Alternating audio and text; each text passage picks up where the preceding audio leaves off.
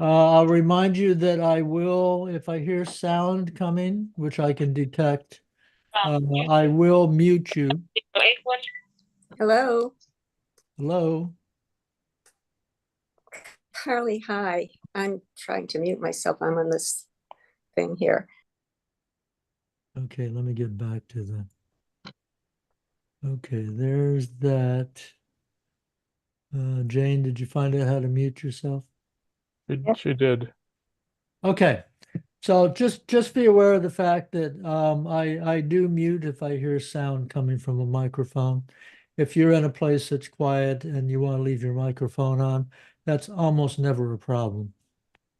Okay, so let me say to those who may be watching this later on YouTube that we are finishing up the Ithaca chapter. We have our quote hero, Leopold Bloom. He has already said goodbye to Stephen Dedalus. He's been messing around downstairs, giving the impression he's a little reluctant to go upstairs to where Molly is waiting. But he's about at the end of all of his rituals, and he'll be going upstairs soon to join his wife, who, from his point of view, seems to be asleep. But as we'll find out, she's not really asleep. Okay. What play of forces inducing inertia rendered departure undesirable?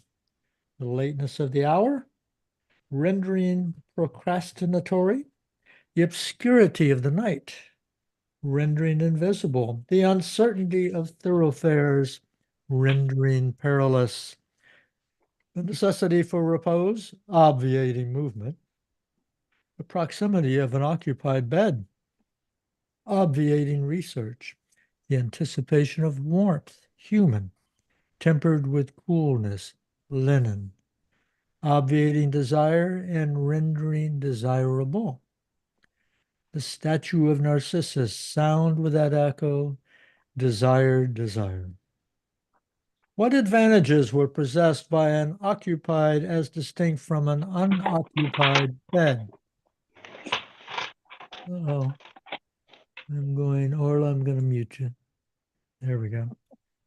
The removal of nocturnal solitude, the superior quality of human, mature female, to inhuman, hot water bottle, calefaction, the stimulation of matutinal contact, the economy of mangling done on the premises in case of trousers accurately folded and placed lengthwise between the spring mattress, striped, and the woolen mattress, biscuit section. Next, please. What past consecutive causes before rising pre-apprehended of accumulated fatigue did Bloom, before rising, silently recapitulate? The preparation of breakfast, burnt offering, intestinal congestion and premeditative defecation, holy of holies, the bath, rite of John, the funeral, rite of Samuel, the advertisement of Alexander Keyes, Urim and Thummim, the unsubstantial lunch, rite at Melchizedek, the visit to the museum and National Library, holy place, the book haunt along Bedford Row, Burchard, Wellington Quay, Sid Castora, the music of the Ormond Hotel, Shir Shirin, the altercation with a truculent troglodyte in Bernard Kiernan's premises, Holocaust, a blank period of time, including a car drive, a visit to a house of mourning, a leave-taking, wilderness, the eroticism produced by feminine exhibitionism, rite of Onan, the prolonged delivery of Mrs. Mina Purefoy, heavy offering, the visit to the disorderly house of Mrs. Bella Cohen, 82 Tyrone Street, Lower, and subsequent brawl and chance medley in Beaver Street, Armageddon, nocturnal perambulation to and from the cabin shelter, Butt Bridge, Atonement. What self-imposed enigma did Bloom, about to rise in order to go, so as to conclude, lest he should not conclude involuntarily, apprehend? The cause of a brief, sharp, unforeseen, heard loud, lone crack emitted by the insentient material of a strain-veined timber table. What self-involved enigma did Bloom, risen, going, gathering multicolored, multiform, multitudinous garments, voluntarily not comprehend? Who was Mackintosh? Next. What self-evident enigma, pondered with desultory constancy during 30 years, did Bloom now, having effected natural obscurity by the extinction of artificial light, silently, suddenly comprehend? Where was Moses when the candle went out? What imperfections in a perfect day did Bloom, walking silently, successively enumerate? A provisional failure to obtain renewal of an advertisement, to obtain a certain quantity of tea from Thomas Kiernan, agent for Pulbrook, Robertson and Co., 5 Dame Street, Dublin, and 2 Mincing Lane, London, EC, to certify the presence or absence of posterior rectal orifice in the case of Hellenic female divinities, to obtain permission, gratuitous or paid, to the performance of Leah by Mrs. Bandman Palmer at the Gated Theatre, 46, 47, 48, 49 South King Street. What impression of an absent face did Bloom, arrested, silently recall? The face of her father, the late Major Brian Cooper Tweedy, Royal Dublin Fusiliers, of Gibraltar and Rehoboth, Dolphin's Barn. What recurrent impressions of the same were possible by the hypothesis? Retreating at the terminus of the Great Northern Railway, Amiens Street, with constant uniform acceleration along parallel lines, meeting at infinity if produced along parallel lines, reproduced from infinity with constant uniform retardation at the terminus of the Great Northern Railway, Amiens Street, returning. What miscellaneous effects of female personal wearing apparel were perceived by him? A pair of new inodorous half-silk black ladies' hose, a pair of new violet garters, a pair of outsized ladies' drawers of India mull, cut on generous lines, redolent of Apollopax, Jessamine, and Moratti's Turkish cigarettes, and containing a long, bright steel safety pin, folded curvilinear, a camisole of batiste with thin lace border, an accordion undershirt of blue silk moirette, all these objects being disposed irregularly on the top of a rectangular trunk, quadruple battened, having capped corners, with multicolored labels initialed on its foreside in white lettering BCT, Brian Cooper Tweedy. William. What impersonal objects were perceived? A commode, one leg fractured, totally covered by square cretonne cutting, apple design, on which rested a lady's black straw hat. Orange keyed ware, bought of Henry Price, basket, fancy goods, chinaware, and ironmongery, manufacturer, 21, 22, 23 Moore Street, disposed irregularly on the washstand and floor, and consisting of basin, soap dish, and brush tray on the washstand together, pitcher and night article on the floor separate. Bloom's acts: he deposited the articles of clothing on a chair, removed his remaining articles of clothing, took from beneath the bolster at the head of the bed a folded long white nightshirt, inserted his head and arms into the proper apertures of the nightshirt, removed a pillow from the head to the foot of the bed, prepared the bed linen accordingly, and entered the bed. How? With circumspection, as invariably when entering an abode, his own or not his own, with solicitude, The snake spiral springs of the mattress being old, the brass quoits and pendant viper radii loose and tremulous under stress and strain. Prudently, as entering a lair or ambush of lust or adder. Lightly, the less to disturb. Reverently, the bed of conception and of birth, of consummation of marriage and of breach of marriage, of sleep and of death. What did his limbs, when gradually extended, encounter? New, clean bed linen, additional odors, the presence of a human form, female, hers, the imprint of a human form, male, not his, some crumbs, some flakes of potted meat recooked, which he removed. If he had smiled, why would he have smiled? To reflect that each one who enters imagines himself to be the first to enter, whereas he is always the last term of a preceding series, even if the first term of a succeeding one, each imagining himself to be first, last, only, and alone, whereas he is neither first nor last, nor only, nor alone, in a series originating in and repeated to infinity. What preceding series? Assuming Mulvey to be the first term of his series, Penrose, Bartle D'Arcy, Professor Goodwin, Julius Mastiansky, John Henry Menton, Father Bernard Corrigan, a farmer in the Royal Dublin Society's Horse Show, Maggot O'Reilly, Matthew Dillon, Valentine Blake Dillon, Lord Mayor of Dublin, Christopher Callanan, Lenehan, an Italian organ grinder, an unknown gentleman in the Gaiety Theatre, Benjamin Dollard, Simon Dedalus, Andrew Pisser Burke, Joseph Cuffey, Wisdom Healy, Alderman John Hooper, Dr. Francis Brady, Father Sebastian of Mount Argus, a bootblack at the General Post Office, U.E. Blazes Boylan, and so each, and so on, to no last term. Next, please.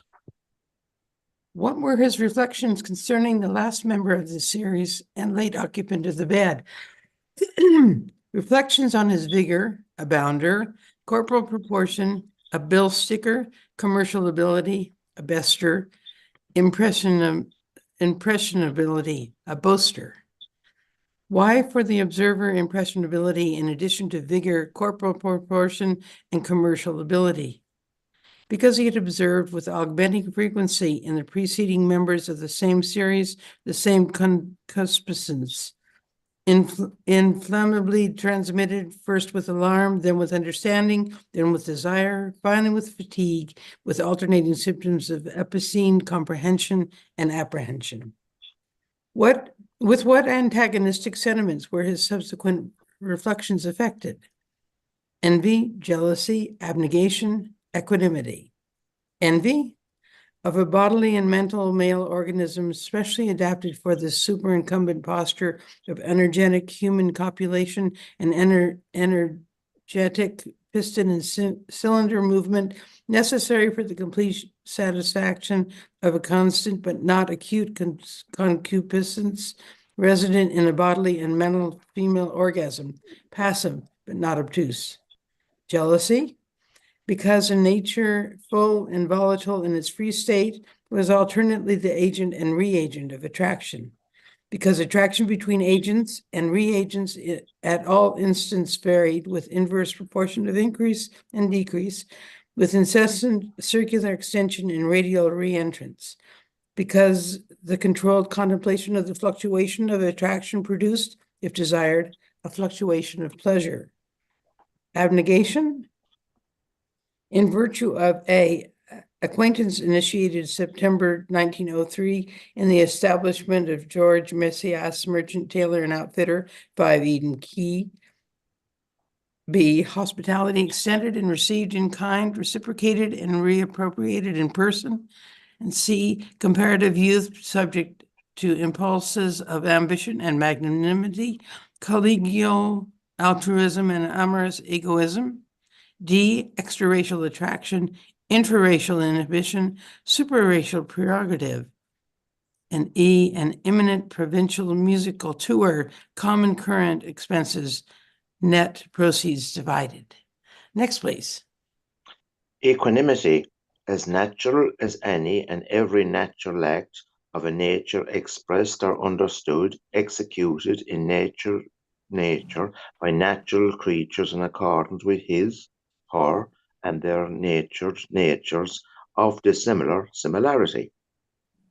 As not as calamitous as a cataclysmic annihilation of the planet in consequence of collision with a dark sun, as less reprehensible than theft, highway robbery, cruelty to children and animals, obtaining money under false pretenses, forgery, embezzlement, misappropriation of public money, betrayal of public trust, malingering, mayhem, corruption of minors, criminal libel, blackmail, contempt of court, arson, treason, felony, mutiny on the high seas, trespass, burglary, jailbreaking, practice of unnatural vice, desertion from armed forces in the field, perjury, poaching, usury, intelligence with the king's enemies, impersonation, criminal assault, manslaughter,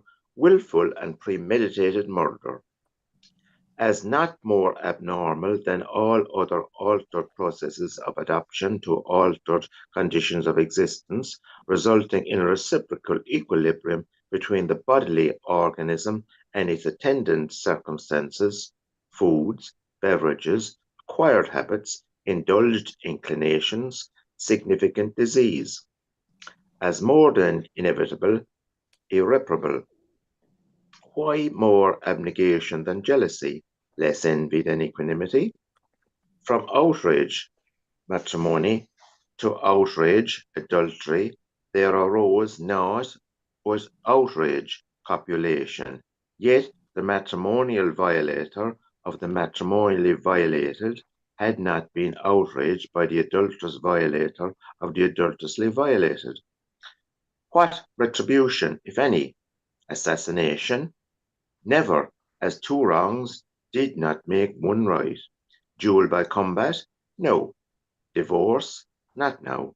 Exposure by mechanical artifice, automatic bed, or individual testimony, concealed ocular witness? Not yet. Suit for damages by legal influence or simulation of assault with evidence of injury sustained, self-inflicted? Not impossibly. If any, positively, connivance, introduction of emulation, material, a prosperous rival agency, publicity, moral, a successful rival agent of intimacy, depreciation, annihilation, humiliation, separation, protecting the one separated from the other, protecting separator from both. Next, please. By what reflections did he, a conscious reactor against the void of incertitude, justify to himself his sentiments?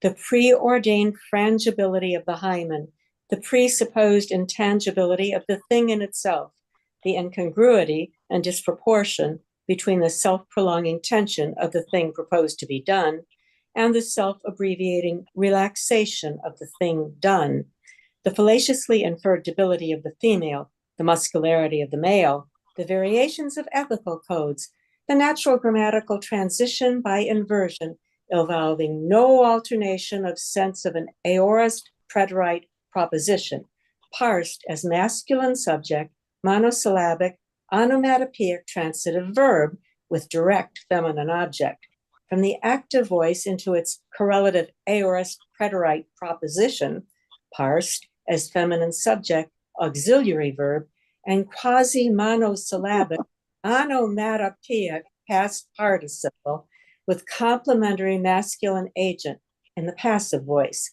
the continued product of seminators by generation, the continual production of semen by distillation, the futility of triumph or protest or vindication, the inanity of extolled virtue, the lethargy of nescient matter, the apathy of the stars. In what final satisfaction do these antagonistic sentiments and reflections, reduced to their simplest forms, converge?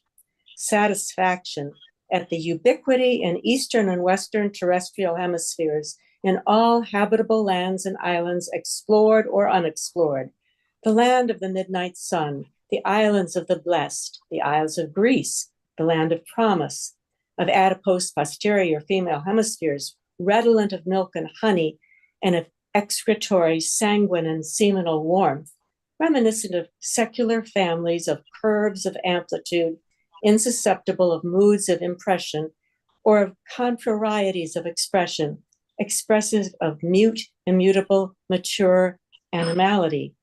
The visible signs of anti-satisfaction, an approximate erection, a solicitous aversion, a gradual elevation, a tentative relevation, a silent contemplation. Next, please.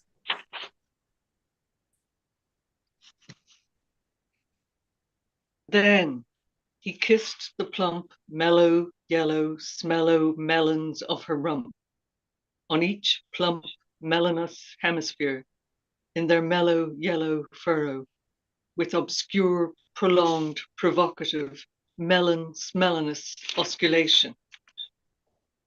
The visible signs of post-satisfaction, a silent contemplation, a tentative elation, a gradual abasement, a solicitous aversion, approximate erection. What followed this silent action? Somnolent invocation, less somnolent recognition, incipient excitation, catechetical interrogation. With what modifications did the narrator reply to this interrogation? Negative. He omitted to mention the clandestine correspondence between Martha Clifford and Henry Flower, the public altercation at, in, and in the vicinity of the licensed premises of Bernard Kiernan and Co., Limited, 8, 9, and 10 Little Britain Street. The erotic provocation and response thereto caused by the exhibitionism of Gertrude, Gertie, surname unknown. Positive. He included mention of a performance by Mrs. Bandman Palmer of Leah at the Gaiety Theatre, 46, 47, 48, 49, South King Street. An invitation to supper at Wynn's, Murphy's Hotel, 35, 36, and 37 Lower Abbey Street. A volume of peccaminous pornographical tendency entitled Sweets of Sin. Anonymous. Author, a gentleman of fashion. A temporary concussion caused by a falsely calculated movement in the course of a post-scenal gymnastic display. The victim, since completely recovered, being Stephen Dedalus, professor and author, eldest surviving son of Simon Dedalus, of no fixed occupation. An aeronautical feat executed by him, narrator, in the presence of a witness, the professor and author aforesaid, with promptitude of decision and gymnastic flexibility. Tamara. Unmute yourself, Tamar. Yeah. Apologies. Thank you. Was the narration otherwise unaltered by modifications? Absolutely. Which event or person emerged as the salient point of his narration?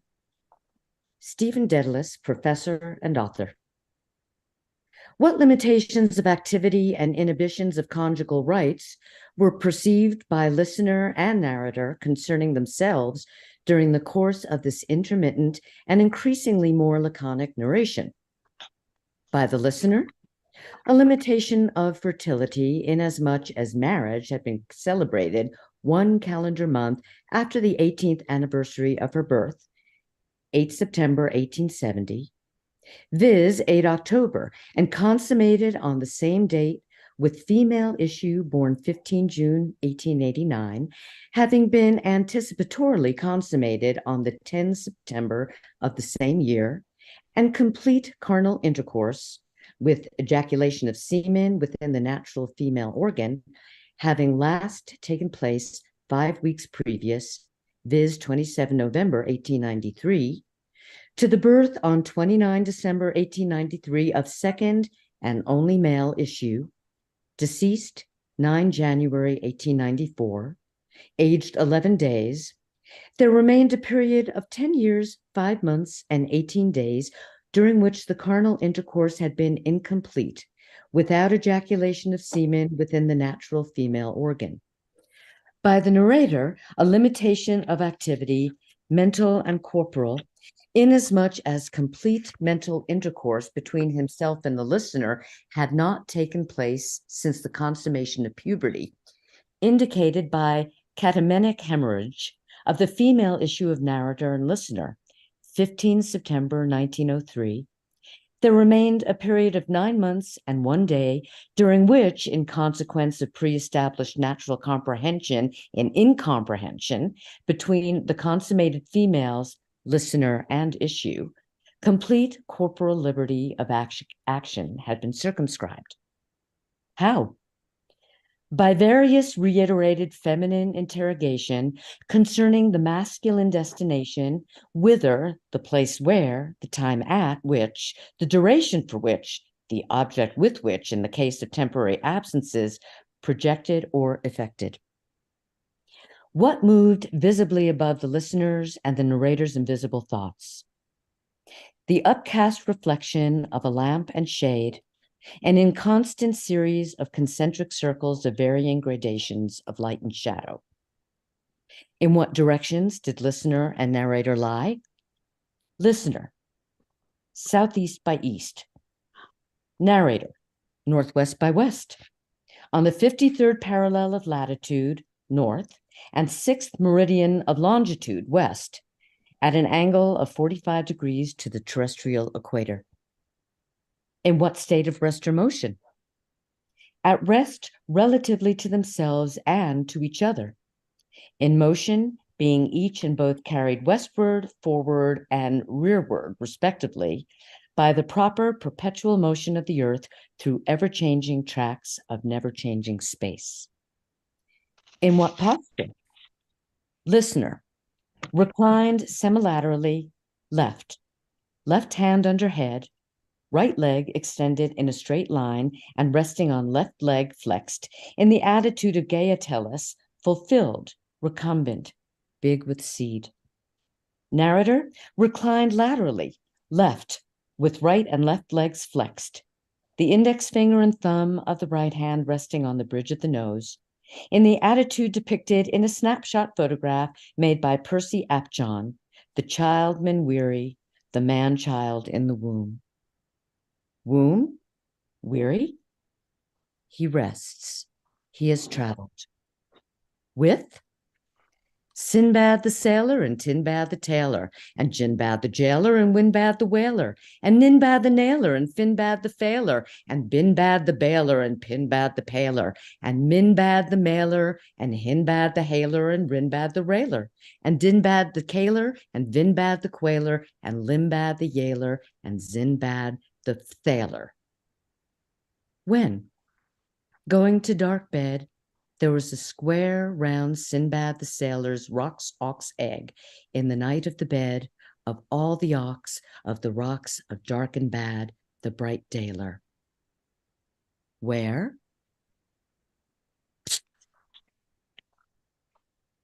Yes, because he never did a thing like that before, as to ask to get his breakfast in bed with a couple of eggs, since the City Arms Hotel, when he used to be pretending to be laid up with a sick voice, doing his highness to make himself interesting to that old faggot, Mrs. Riordan, that he thought he had a great leg of, and she never left us a farthing. For all the masses, for herself and her soul, greatest miser ever, was actually afraid to lay out 6 pence for her methylated spirit, telling me all her ailments. She had too much old chat in her about politics and earthquakes and the end of the world. Let us have a bit of fun first. God, Help the world if all the women were her sort, down in bathing suits and low necks. Of course, nobody wanted her to wear. I suppose she was pious because no man would look at her twice. I hope I'll never be like her. A wonder she didn't want us to cover our faces. But she was a well-educated woman, certainly. And her Gabby talk about Mr. Riordan here and Mr. Riordan there. I suppose he was glad to get shut of her. And her dog smelling my fur and always edging to get up under my petticoats, especially then. Still, I like that in him. Polite to old women like that. And waiters and beggars, too. He's not proud out of nothing. But not always, if ever, you got anything really serious the matter with him. It's much better for them to go into a hospital where everything is clean. But I suppose I'd have to drink at him for a month, yes. And then we'd have a hospital nurse next thing on the carpet, have him staying there till they throw him out. Or a nun, maybe like the smutty photo he has. She's as much of a nun as I'm not, yes, because they're so weak and puling. When they're sick, they want a woman to get well. If his nose bleeds, you'd think it was, oh, tragic. And that dying looking off the South Circular. Next, please. When he sprained his foot at the choir party at the Sugarloaf Mountain, the day I wore that dress Miss Stack, bringing him flowers, the worst old ones she could find, at the bottom of the basket. Anything at all to get into a man's bedroom with her old maid's voice, trying to imagine he was dying on account of her, to never see thy face again. How he looked more like a man with his beard a bit grown. In the bed, father was the same. Besides, I hate bandaging and dosing when he cut his toe, with the razor paring his corns, afraid he'd get blood poisoning. But if it was thin, I was sick, then we'd see what attention, only, of course, the woman hides it, not to give all the trouble they do. Yes, he came somewhere, I'm sure, by his appetite. Anyway, love is not, or he'd be off his feed, thinking of her. So either it was one of those night women, if it was down there, he was really, and the hotel story he made up, a pack of lies to hide it, planning it. Hines kept me. Who did I meet? Yes, I met, do you remember, Benton, and who else? Who let me see that big baby face? I saw him, and he not long married, flirting with a young girl at Fool's Mama, and turned my back on him when he slinked out, looking quite conscious. What harm? But he had the impudence to make up to me one time. Well done to him, mouth almighty, and his boiled eyes, all the big stupos I ever met. And that's called a solicitor only, for I hate having a long wrangle in bed. Or else, if it's not that, it's some little bitch or other who got in with somewhere or picked up on the sly. If they only knew him as well as I do. Next.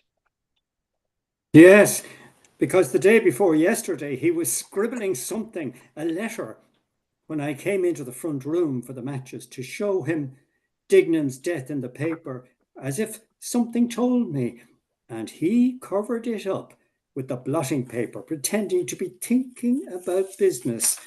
So very probably that was it, to somebody who thinks she has a softie in him, because all men get a bit like that at his age, especially getting on to 40 he is now, so as to wheedle any money she can out of him, no fool like an old fool. And then the usual kissing my bottom was to hide it. Not that I cared two straws who he does it with, or knew before that way, though I'd like to find out, so long as I don't have the two of them under my nose all the time, like that slut Mary we had in Ontario Terrace, patting out her false bottom to excite him. Bad enough to get the smell of those painted women off him once or twice, I had a suspicion, by getting him to come near me when I found the long hair on his coat. Without that one, when I went into the kitchen pretending he was drinking water, one woman is not enough for them. It was all his fault, of course, ruining servants, then proposing that she could eat at our table on Christmas, if you please. Oh, no, thank you. Not in my house, stealing my potatoes and the oysters 2 and 6 per dozen. Going out to see her aunt, if you please. Common robbery, so it was. But I was sure he had something on with that one. It takes me to find out a thing like that. He said, you have no proof. It was her proof. Oh, yes, her aunt was very fond of oysters, but I told her what I thought of her suggesting me to go out to be alone with her. I wouldn't lower myself to spy on them. The garters I found in her room the Friday she was out, that was enough for me. A little bit too much I saw, too, that her face swelled up on her with temper when I gave her a week's notice. Better do without them altogether.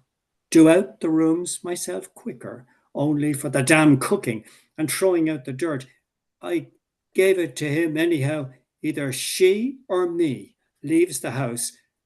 I couldn't even touch him if I thought he was with a dirty, barefaced liar and sloven like that one, denying it up to my face and singing about the place in the WC too, because she knew she was too well off. Yes, because he couldn't possibly do without it that long, so he must do it somewhere. And the last time he came up with bottom was, when was it? The night Boylan gave my hand a great squeeze going along by the Tulka. Bill. In my hand there steals another. I just pressed the back of his like that with my thumb to squeeze back. Pressed, singing, the young May moon, she's beaming love, because he has an idea about him and me. He's not such a fool. He said, I'm dining out and I'm going to the Gaiety, though I'm not going to give him the satisfaction. In any case, God knows he's changed in a way not to be always and ever wearing the same old hat, unless I paid some nice-looking boy to do it, since I can't do it myself. A young boy would like me. I'd confuse him a little, alone with him, if we were. I'd let him see my garters, the new ones, and make him turn red looking at him, seduce him. I know what boys feel with that down on their cheek, doing that frigging drawing out the thing by the hour, our question and answer. Would you do this, that, and the other with the Coleman? Yes. With the bishop? Yes, I would, because I told him about some dean or bishop was sitting behind me in the Jews' temple's gardens when I was knitting that woolen thing. A stranger to Dublin. What place was it? And so on about the monuments, and he tired me out with statues, encouraging, making him worse than he is. Who is in your mind now? Tell me. Who are you thinking of? Who is it? Tell me his name. Who? Tell me who. The German emperor, is it? Yes, imagine I'm him. Think of him. Can you feel him trying to make a whore of me? What he never will. He ought to give it up now at his age of his life. Simply ruination for any woman. And no satisfaction in it, pretending to like it till he comes, and then finish it off myself anyway. And it makes your lips pale. Anyhow, it's done now, once and for all with. All the talk of the world about it people make, it's only the first time. After that, it's just the ordinary do it and think no more about it. Why can't you kiss a man without going and marrying him first? You sometimes love to wildly when you feel that way, so nice all over you, you can't help yourself. I wish some man or other would take me sometimes when he's there and kiss me in his arms. There's nothing like a kiss, long and hot, down to your soul, almost paralyzes you. Then I hate that confession when I used to go to Father Corrigan. He touched me, Father. And what harm if he did? Where? And I said, on the canal bank, like a fool. But whereabouts on your person, my child? On the leg? Behind? High up, was it? Yes. Rather high up, was it? Where you sit down? Yes. Oh, Lord, couldn't he say bottom right out and have done with it? What has that got to do with it? And did you, whatever way he put it, I forget, no, Father? And I always think of the real Father. What did he want to know for when I already confessed it to God? He had a nice fat hand, the palm moist always. I wouldn't mind feeling it, neither would he, I'd say, by the bull neck and his horse collar. I wonder, did he know me in the box? I could see his face. He couldn't see mine, of course. He'd never turn or let me, still his eyes were red when his father died. They're lost for a woman, of course. Must be terrible when a man cries, let alone them. I'd like to be embraced by one in his vestments, and the smell of incense off him like the Pope. Besides, there's no danger with a priest if you're married. He's too careful about himself. Then give something to His Holiness the Pope for a penance. I wonder, was he satisfied with me? One thing I didn't like, his slapping me behind going away so familiarly in the hall, though I laughed. I'm not a horse or an ass, am I? I suppose he was thinking of his father. I wonder, is he awake, thinking of me, or dreaming? Am I in it? Who gave him that flower he said he bought? He smelt of some kind of a drink, not whiskey or stout, or perhaps the sweety kind of paste they stick their bills up with, some liquor. I'd like to sip those rich-looking green and yellow expensive drinks those stage door Johnnies drink with their opera hats. Next, please. I tasted once with my finger dipped out of that American that had the squirrel talking stamps with father. He had all he could do to keep himself from falling asleep after the last time we took the port and potted meat. It had a fine, salty taste. Yes, because I felt lovely and tired myself and fell asleep as sound as a top in the moment I popped straight into bed, till that thunder woke me up. God be merciful to us. I thought the heavens were coming down about us to punish us when I blessed myself and said a Hail Mary, like those awful thunderbolts in Gibraltar, as if the world was coming to an end. And then they come and tell you there's no God. What could you do if it was running and rushing about nothing, only make an act of contrition? The candle I lit that evening in Whitefriars Street Chapel for the month of May. See, it brought its luck, though he'd scoffed if he heard, because he never goes to church, mass, or meeting. He says, your soul, you have no soul inside, only gray matter, because he doesn't know what it is to have one. Yes, when I lit the lamp, because he must have come 3 or 4 times with that tremendous big red brute of a thing he has, I thought the vein, or whatever the Dickens they call it, was going to burst to his nose, though his nose is not so big. After I took off all my things with the blinds down, after my hours dressing and perfuming and combing it like iron or some kind of thick crowbar standing all the time. He must have eaten oysters, I think, a few dozen. He was in great singing voice. No, I never in all my life felt anyone had one the size of that to make you feel full up. He must have eaten a whole sheep after. What's the idea? Making us like that with a big hole in the middle of us, or like a stallion driving it up into you because that's all they want out of you, with that determined, vicious look in his eye. I had to have shut my eyes. Still, he hasn't such a tremendous amount of spunk in him when I made him pull out and do it on me. Considering how big it is, so much the better in case any of it wasn't washed out properly the last time. I let him finish it in me. Nice invention they made for women, for him to get all the pleasure. But if someone made them a touch of themselves, they'd know what I went through with Millie. Nobody would believe. cutting her teeth too, and Mina Purfoy's husband giving us a swing out of your whiskers, filling her up with child or twins once a year, as regular as the clock. Next, please. Always with a smell of children off her, the one they called budgers, or something like a nigger with a shock of hair on it. Jesus, Jack, the child is black. The last time I was there, a squad of them falling over one another and bawling. You couldn't hear your ears, supposed to be healthy, not satisfied till they leave us swollen out like elephants. And I don't know what, supposing I risked having another, not of him, though still, if he was married, I'm sure he'd have a fine, strong child. But I don't know, Poldy has more spunk in him. Yes, that'd be awfully jolly, I suppose. It was meeting Josie Powell and the funeral and thinking about me, and Boylan set him off. Well, he can think what he likes. Now, if that'll do him any good, I know they were spooning a bit when I came on the scene. He was dancing and sitting out with her the night of Georgina Simpson's housewarming, and then he wanted to ram it down my neck on account of not liking to see her a wallflower. That was why he held the stand-up row over politics.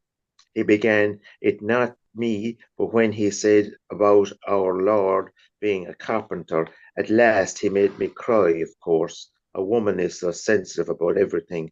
I was fuming with myself after for giving in, only for I knew he was gone on me, and the first socialist he said he annoyed me so much. I couldn't put him into a temper. Still, he knows a lot of mixed up things, especially about the body and the insides. I often wanted to study that myself, what we have inside us in that family physician. I could always hear his voice talking when the room was crowded and watch him. After that, I pretended I had on a coolness with her over him, because he used to be a bit on the jealous side. Whenever he asked, "Who are you going to?" and I said, to Flui, and he made me the present of Lord Byron's poem and the 3 pairs of gloves. So that finished, I could quite easily get him to make it up any time.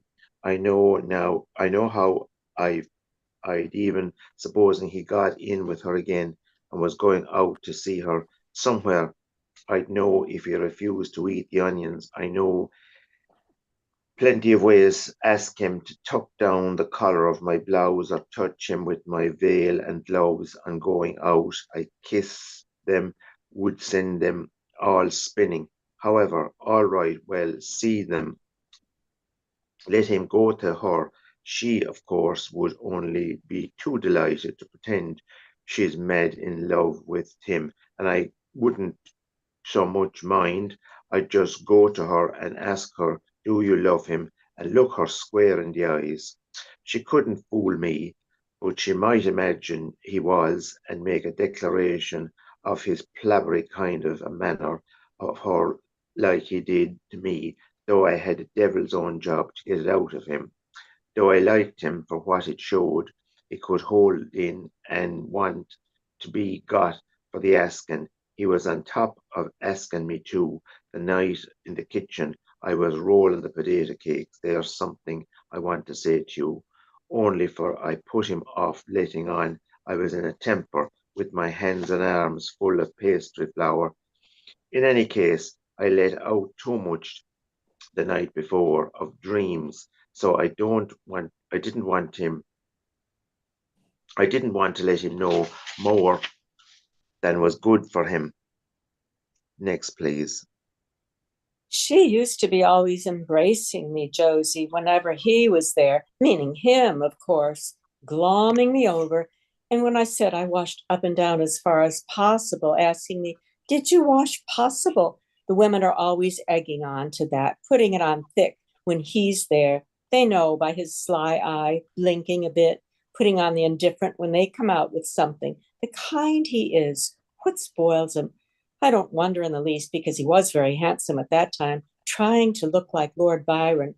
I said I liked, though he was too beautiful for a man, and he was a little before we got engaged afterwards, though She didn't like it so much the day I was in fits of laughing with the giggles. I couldn't stop about all my hairpins falling one after another with the mass of hair I had.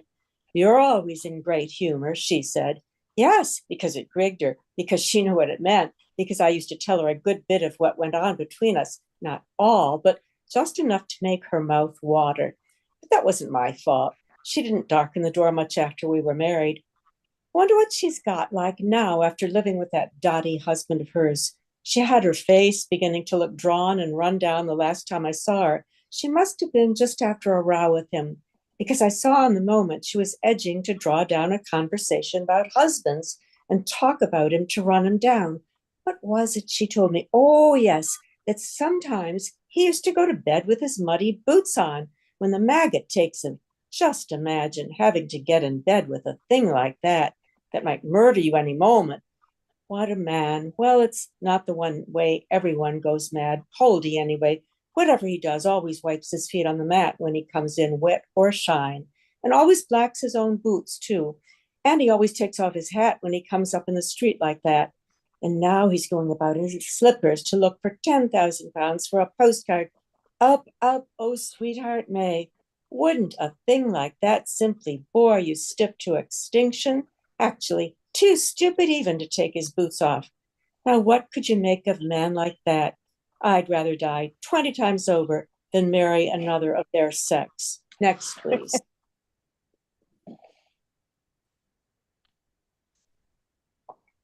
I've lost my place. Hold on.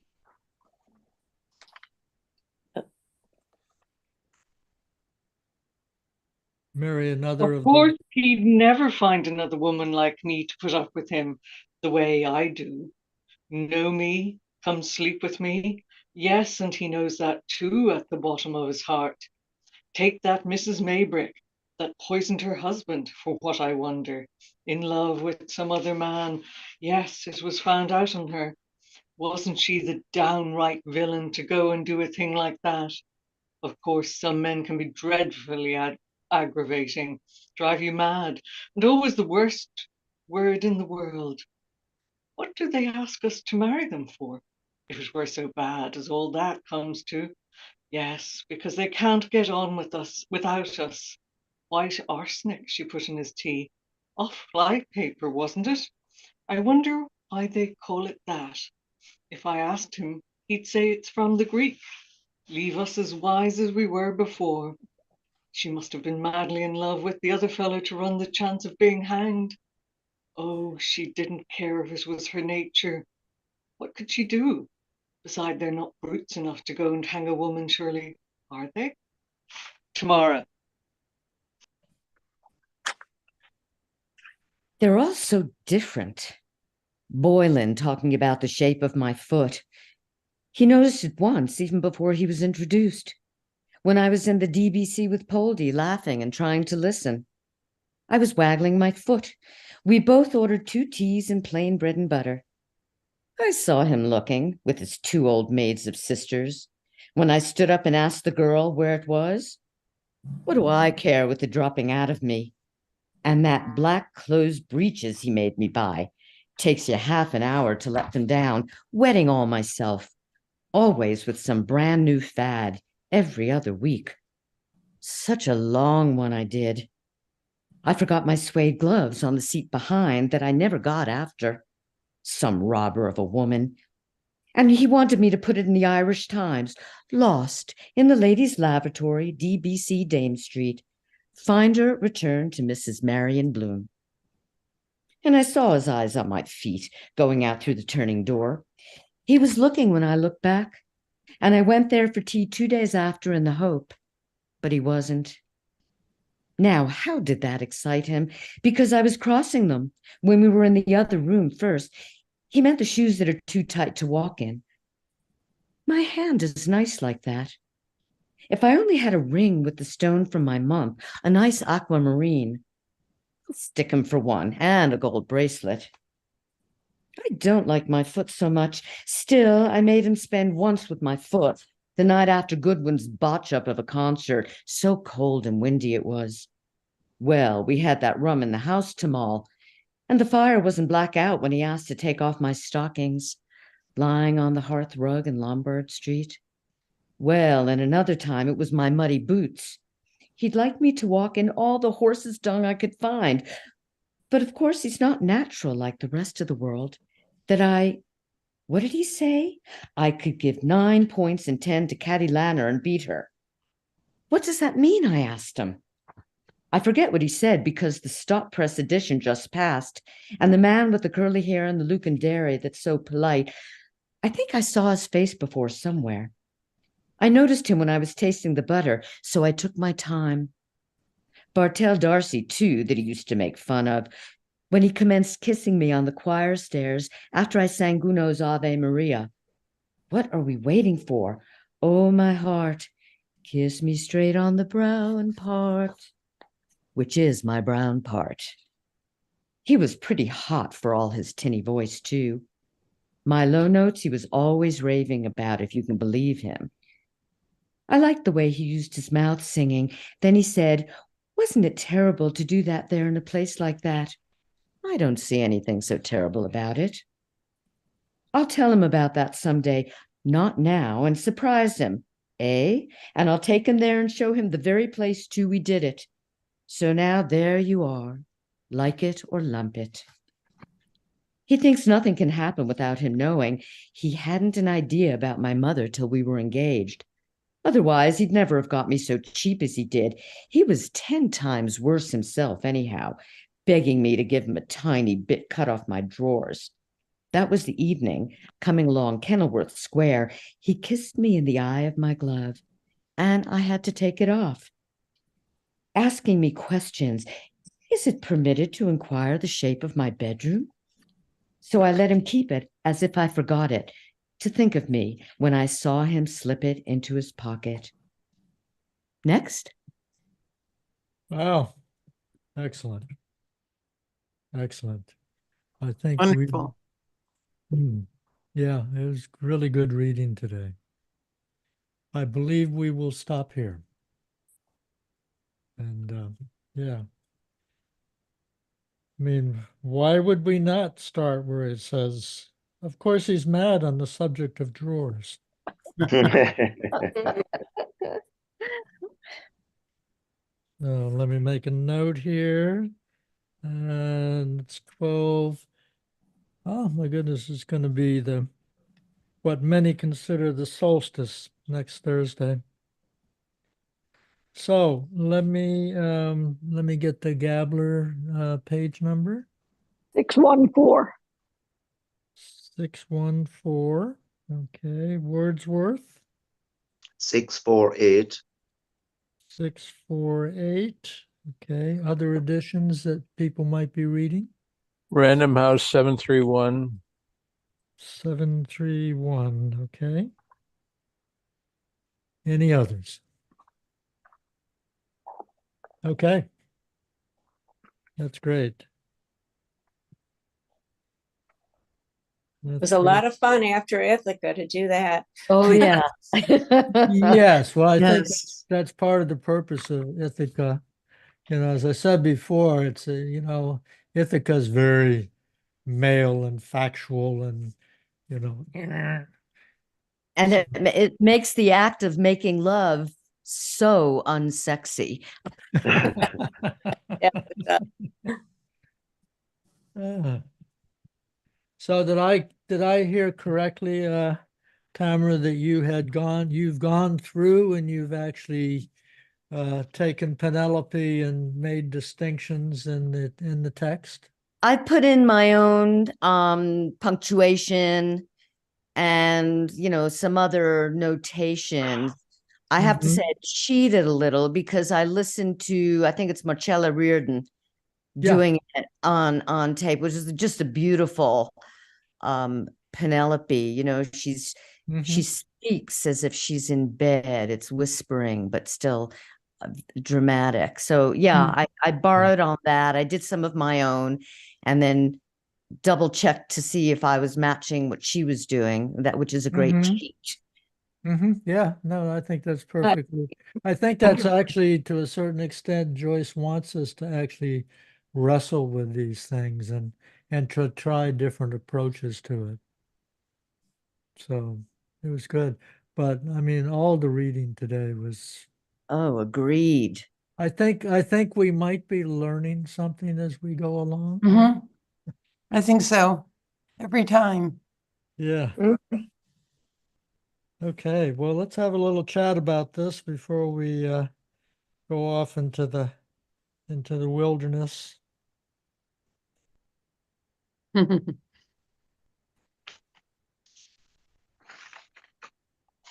Yeah, I thought it was interesting in the last chapter that he used the word Holocaust to describe, I'm assuming, what he had to deal with the citizen before that Mm. term was used generically for Jewish persecution or World War II.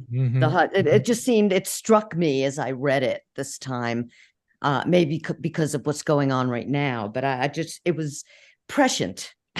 Mhm. And Mhm. it follows a list of Jewish holidays. Some of those Hebrew words are Jewish holidays. Oh yes, the Simchat Torah and some other Yeah, things. yeah. Yeah, I was quite struck by that as well, Tamara. Yes. Yeah. Of course, the word itself in Greek means holy smoke, which is what that expression in English, holy smokes. It was a burnt offering to the Greek gods, was a Holocaust, Mhm. Oh, because they fed off of the smoke from the offering, not from the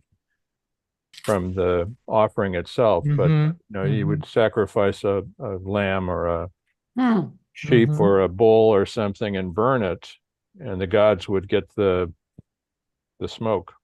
Yeah, yeah. very Just like we do when we have a new pope, when we have the white smoke, habemus Yeah. papam. Yeah. Well, that's sort of a nice, blends right in with Molly saying in the next chapter, whatever it was she was referring to. I'm sure he would say it's from the Greek. Yep. Oh, rocks.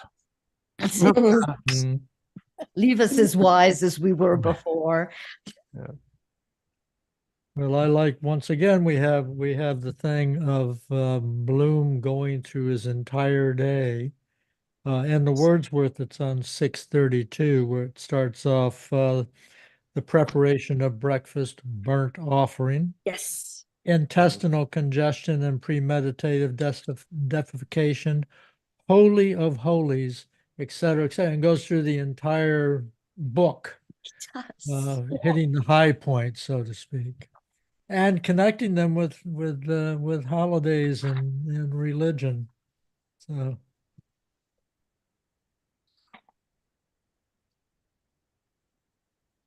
Orla, I loved your reading of one of my favorite sections in the book, Plump, Mellow Yellow, Smellow Melons of Her Rump, which is just such a delightful departure, I think, from everything else in this chapter, which is very dry and catechismical. I don't know what you would say, but this. Okay, so you're talking about in the Ithaca part. Yes, Yeah. yes, where Yeah. that's very sensuous. Mhm.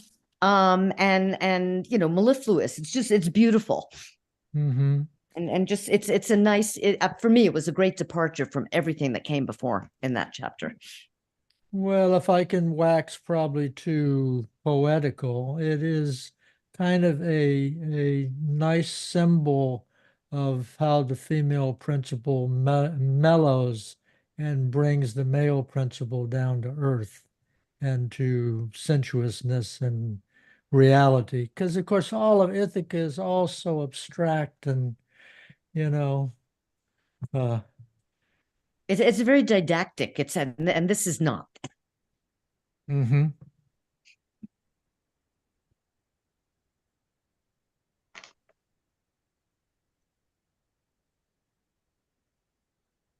I was just going to ask Joe or Bill, who'd know more about Dublin.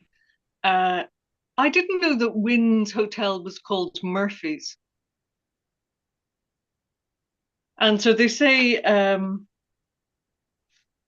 invitation to supper at Wynn's, Murphy's Hotel. But was it called Murphy's before it was called Wynn's? That I don't know. Because I know that Sweeney have their dead dinner reading at Wynn's Hotel. It's right beside the Lewis. I haven't been in there, but it's probably one of the hotels that still looks like it did back then.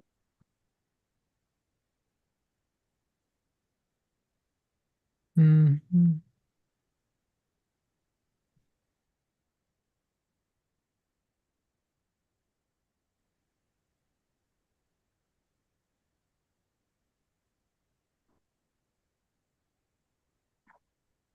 Okay.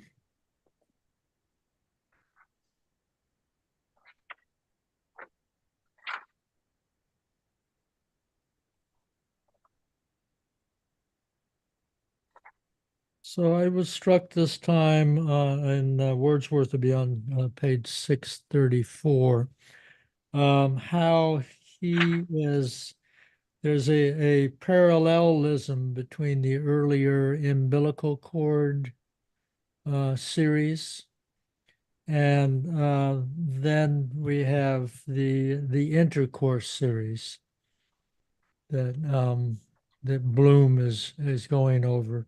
It starts with to reflect that each one who enters imagines himself to be the first to enter. And then it goes through this whole series of things. And it struck me this time, who knows why, of being very parallel to the umbilical cord thing that we had much earlier in the book. I could see that. And then how realistic do you think Bloom is, this whole series of Bloom's imagination of, I guess this is a series of his imagination of Molly's lovers, which seems a little suspect. So, I mean, Simon Dedalus, really? I think he thinks anybody who ever looked at Molly is suspect. Yeah, that's it. And the interesting thing is he doesn't know about Gardner. He doesn't know about Gardner. Tell me. But Gardner, yeah. It's not mentioned. Yeah, so he hasn't heard of that. He hasn't heard about him. I'm sorry, who's Gardner? We'll find out in Molly's reading. Okay. Oh, Thank okay. you. So Yeah. it's From it'll turn out to be from her time in Gibraltar as a young girl, as a young woman. Oh, yes. And, Okay. Guy who goes off to the South African War and doesn't come back. So she's a big emotional, a real emotional involvement there.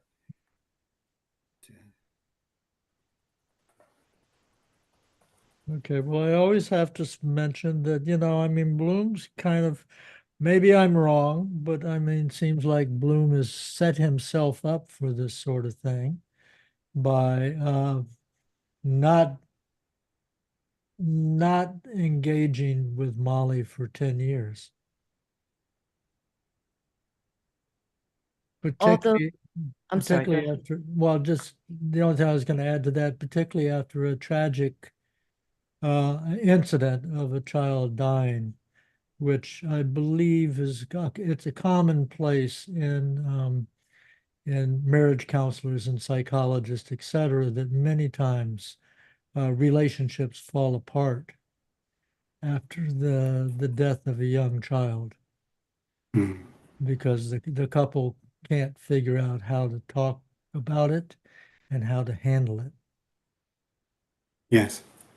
And if you remember when they were on their way to Glasnevin early on in the book, when going by the Rotunda Hospital, a child's coffin comes by in a hurry to a funeral, and he has an internal thought process about Rudy, and he blames himself.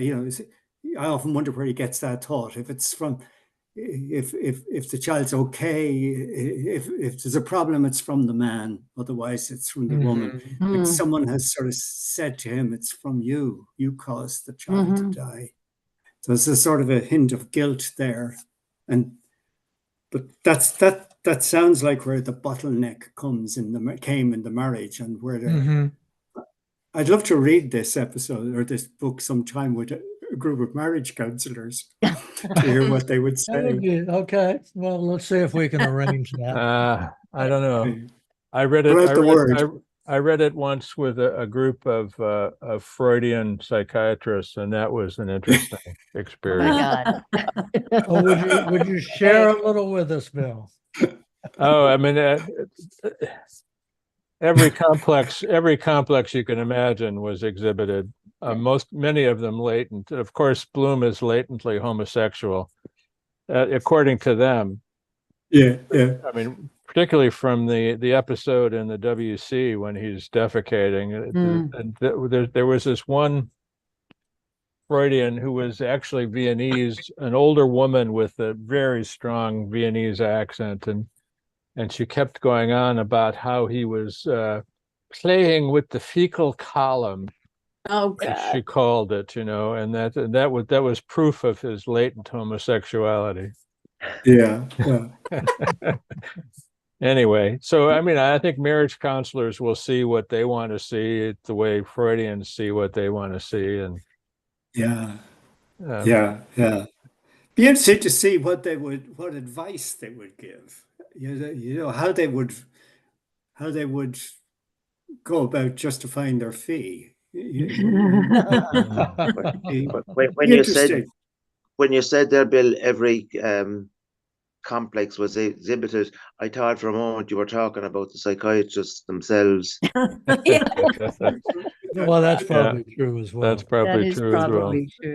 True. Yeah. It does seem, though, I mean, I've read this so many times, but it seems more and more when I read it that they are both, Leopold and Molly are making their own, they're coming to some kind of place where they might get back together again. Yeah. And part of it, I think many of us, maybe, I don't know, I can only speak for myself, but I know there's an experience when things go on for a certain period of time, it becomes really almost impossible to go back to any normal relationship. If you get into this pattern of whatever it might be, if it's recrimination or if it's whatever it is, it's so hard to just say, well, let's forget that. Let's start over, So after 10 years, it's going to be hard. But I think they're getting that. I think we'll see Molly's got plans, and she's not, she actually to the point of considering whether she could have another child, and it might, and Bloom himself, I think, is coming to some, I don't know, better understanding of things. It's hard to tell. It is hard to tell. Joe? I love that it's open-ended like that. It's so much better than if he had made us know that they were getting back together. Right. Yeah, because like Bloom, I think the very important word there is equanimity. Yes.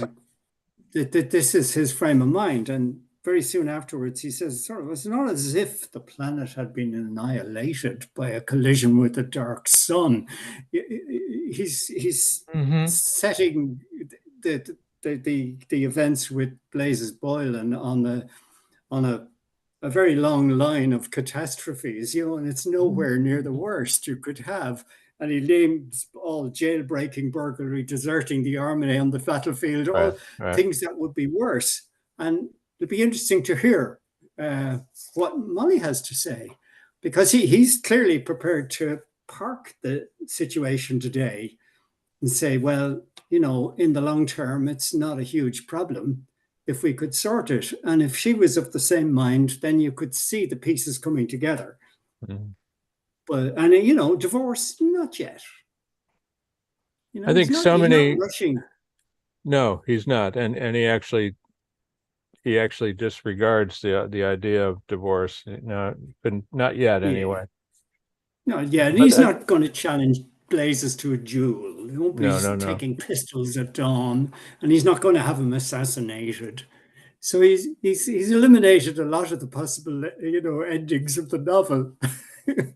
I think a lot of people, in my mind, mistakenly take the word yes as being an affirmation that somehow she's, you know, that this is all going to end up well. But to me, it's just a speech pattern that she uses. It's like in Carrie when they use the word so after every phrase, or we would say, oh, you know. And that's all she's doing. She's sleepy, she's tired, and that's the way she talks. Yes. Well, there used to be, when I was a child, there were a lot of people who spoke like that. Yeah. And they would use the yes as a sort of a weapon, almost to say yes, and then jump over what you were trying to say. Right. And I sometimes use those yeses as punctuation marks. Mm. You know? And the interesting thing is the other series. We shouldn't be talking about the end of the book. No, I won't say anything about the end of the book. It's wrong. No I believe we've all spoilers. read it before. I don't want to spoil it for anyone. Okay.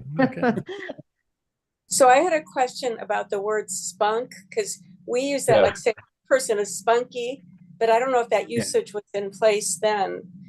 Yeah, well, I think it means I think there are a lot of semen. I expressions. thought it was semen. I think It's, it was it's It is. ejaculation, I Yeah. think. I Right. knew that, It but is. do you think she was also saying Bloom had, you know, spunk in him like he was a spunky, you know, fella, like we would say it as a compliment. You mean Well, like she's I think- saying that Bloom ejaculates more than Blazes did. That's all. Right. But there are a lot of that Yeah. expression, spunky, is one of many English terms, English words that at one time were a bit off color, but now are kind of like the word swell. Swell, she's swell. That's kind of like swing with the Saturday Night Live guys. A swing, it's swell. You know, it's like, and so if someone was a squirt, it's the same thing. His father didn't have as much spunk as he should have. He was just a squirt. He wasn't a full, you know, he was, you know. Yeah. all I can think of is Lou Grant saying to Mary Richards, "I hate spunk." Everybody remember that from Mary Tyler Moore? I do. Yeah. It's in the first episode. He says, "You've got spunk. I hate spunk."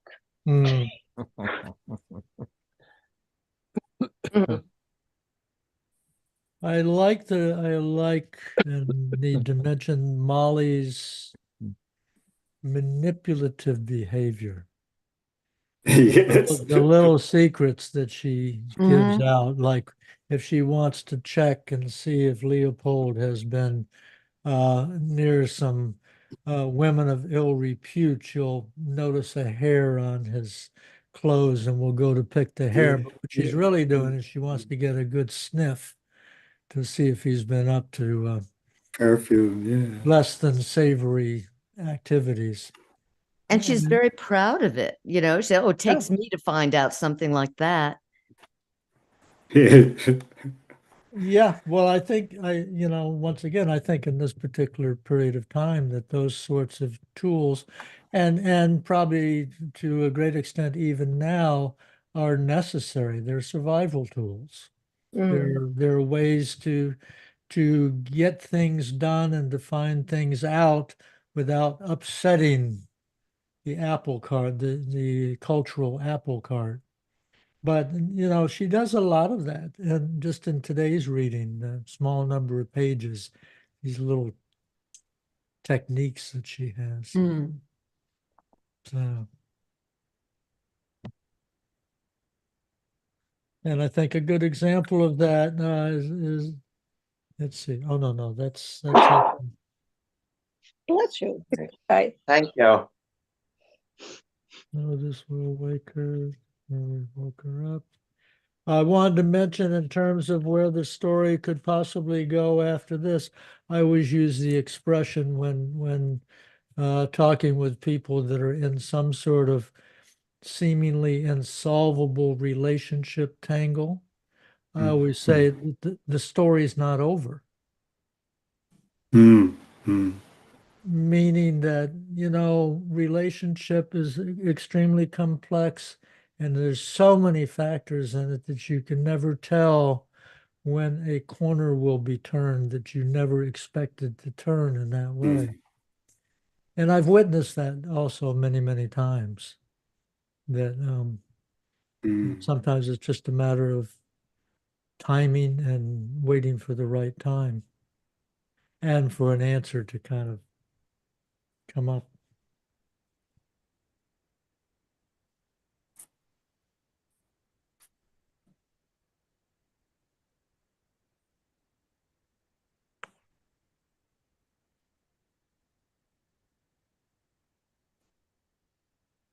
Okay, it sounds like we have run our race for today.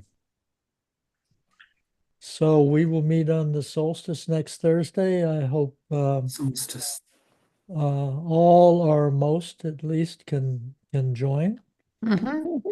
Yes. Yes. I probably cannot. I just happened to have a day off today by accident. Oh, okay. And okay. I'm sorry, unless I can rearrange my schedule, because my favorite chapter. Oh, Uh-huh. Well, for what it's worth, this was recorded today, as will be next Thursday and the Thursday after. So, if you're curious about it, it is available. Are you on Facebook, Tamer? I am. Okay. So, and did you join James Joyce Readers? I have not. Okay, go to James Joyce Readers, and that way anything that's happening, if you go on Facebook, you can see what's happening and where we are and all that. But it looks like we are going to complete this by the end of the year. We have 2 more readings realistically. I'm glad you could come today. Thank you so much. Really, it It was was delightful. and we usually do pretty good readings, but I thought today's was even beyond our usually pretty good. So, okay. All right, Thank everyone. All right, see you guys Bye next week. now. Thanks. Bye-bye. Good Bye. night, Thank you, everybody. everyone. Bye. Bye-bye.